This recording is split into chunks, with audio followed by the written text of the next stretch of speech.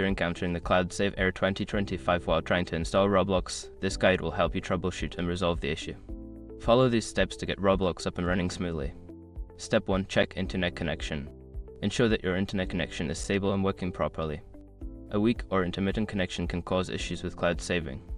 Try restarting your router or switching to a wired connection if possible. Step 2. Update Roblox. Make sure you have the latest version of Roblox installed. Go to the official Roblox website or your device's app store to check for updates. Installing the latest version can fix bugs and compatibility issues. Step 3. Clear cache. Clear the cache of the Roblox application. On Windows, you can do this by going to the settings, finding Roblox in the list of apps, and selecting the option to clear cache. This can help resolve any corrupted data that might be causing the error. Step 4. Check file and antivirus settings. Sometimes, file or antivirus software can block Roblox from accessing the internet. Check your file settings to ensure that Roblox is allowed to communicate through it. You may need to add Roblox as an exception in your antivirus software as well. Step 5. Reinstall Roblox.